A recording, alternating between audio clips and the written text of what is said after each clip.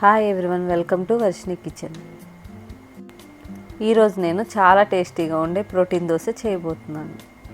ఈ దోశ కోసం 1 cup rice, పెసలు 1/2 కప్, మినప్పప్పు 3/4 కప్పు, 1/2 కప్ కందిపప్పు, పావు కప్పు పల్లీలు,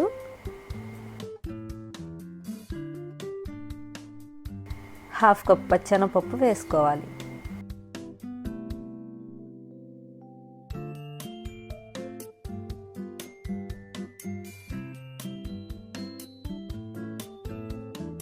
వీటన్నింటిని ఒక గిన్నెలో వేసుకోవాలి.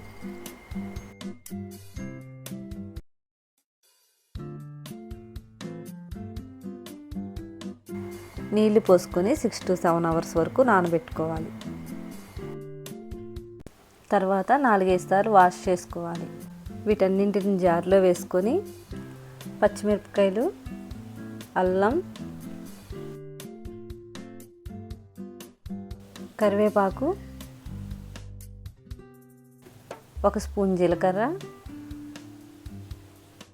టేస్ట్కి సరిపడినంత ఉప్పు, సరిపడినన్ని నీళ్ళు వేసుకొని మెత్తగా రుబ్బుకోవాలి.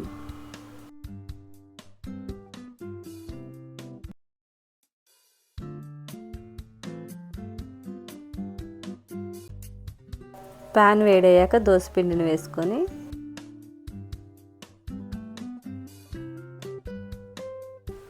కొంచెం నూనె వేసుకొని 2 వైపులా కాల్చుకోవాలి. ఇలా గోల్డెన్ కలర్ వచ్చే వరకు ఉంచి తీసేయాలి. మనం రెగ్యులర్గా వేసుకునే దోశ కన్నా ఈ దోశ చాలా టేస్టీగా, హెల్తీగా, మళ్ళీ చేసుకునేలా ఉంటుంది.